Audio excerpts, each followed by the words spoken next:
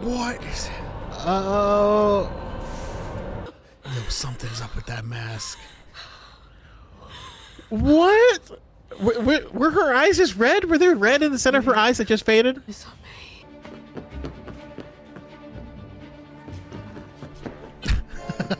Get her, Basil. I was like, where is he? Oh, there he is.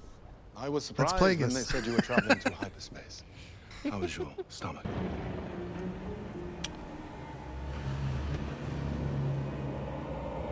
Oh my god! Okay. Oh my god! That that was is a moon. That was mutant. Yeah, that was.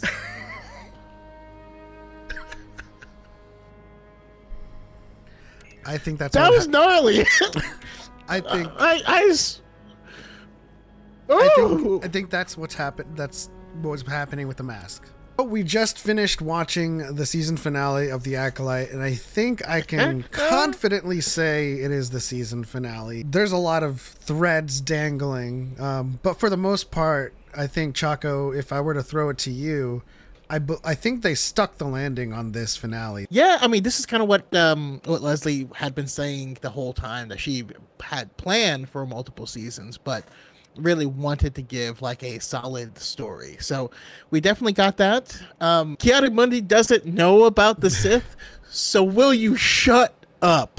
Oh my god. We got it right there in the very tail end, even though for the most part throughout the entire show he had never known. They blamed it all on Soul to cover it up, and this is one of several kind of reconciliations we could come up with to maintain the hubris of Ki-Adi-Mundi's statement. And they all did die.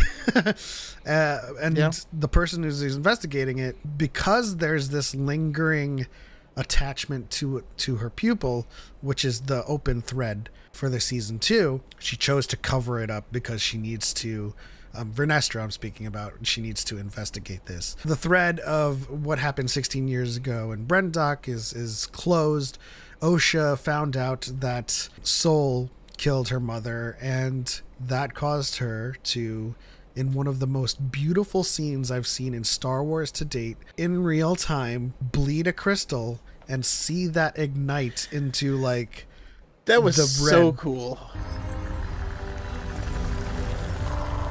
Oh.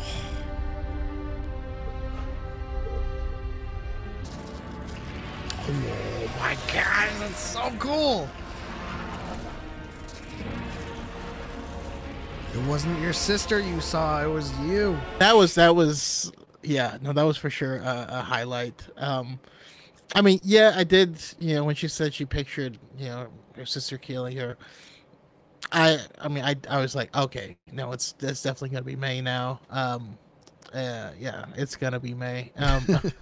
We did picture, or we did kind of speculate throughout the show that there would be a swapping of the sisters, not just in like where they are, but I figured May was gonna have the reasonable ending, and Osha would have kind of fell to the dark side. And of course they telegraphed it, they put one in all black, the other in all white, and then they swapped outfits partway through. So and that's pretty on brand for Star Wars. We got to see Luke start out wearing all white, and then it kind of switches to like a dingy gray in the second movie, and then black in the third, and then revealing white underneath, showing that he was always good all along. But and that's a very common trope for any of these types of films. That's actually how the old cowboys used to do it, right? The bad guys wore black hats and the good guys wore white hats. Yeah, no, I definitely think they stuck the landing. They gave us they cheesed us with some stuff. We got like a Plagueis reveal. I mean, I think that's been like speculated throughout the entire show. You and I have just been like, there's got to be someone behind something, and I think I don't know if I would call it a cheese. I think the reveal was tremendous, especially him looking the way he looks. Well, because mutants look so stupid, like. Yeah, I mean, if you look at the Clone Wars version, that was my main thing about like maybe they'll change the the species because they look like that. But no, that thing was terrifying. Yeah, I thought it was great. We got to see the little bits of red in her eyes when she first took off the mask, hinting of the journey that she was going down. Yeah, I think it was largely not really telegraphed. It was largely hinted at. There was many Chekhov's guns that was being paid off in this finale. One of which was Osha's willingness to kill her sister.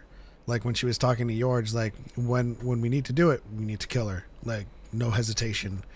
And so that was my first clue into realizing Osha may have stepped onto or taken her first steps onto a path of the dark side.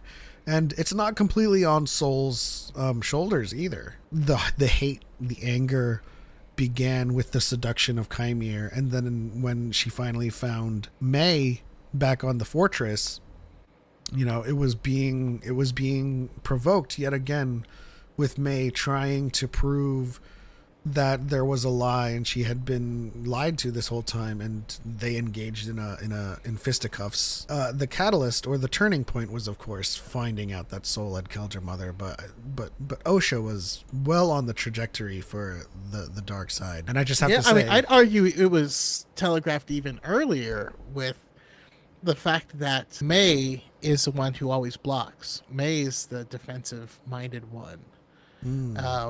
You know, the initial thought was that, oh, that means Osha is more passive.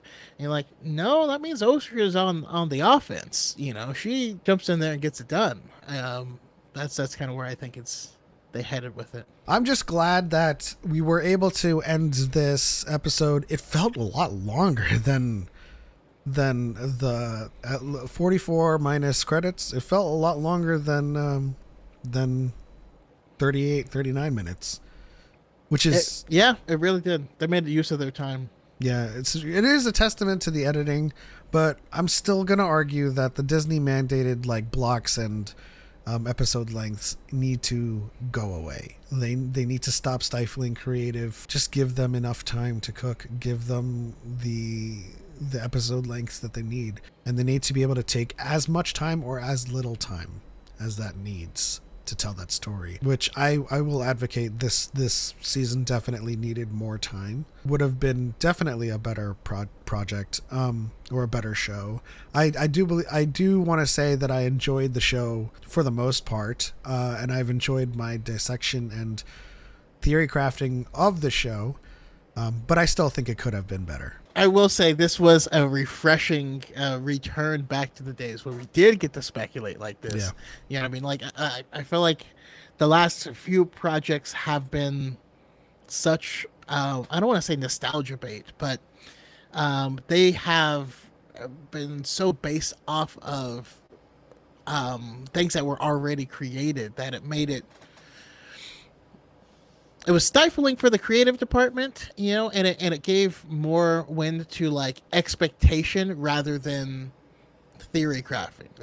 I don't have a theory. I expect this to happen because Commander Cody's going to show up and stuff like that. Now, Bad Batch was actually a great departure, and I think Bad Batch has stuck the landing probably the best because I thought the ending of Bad Batch was actually amazingly well written, but they're not going to remain split. I am with you. Who taught us that rhyme? Who did teach them that rhyme? Oh.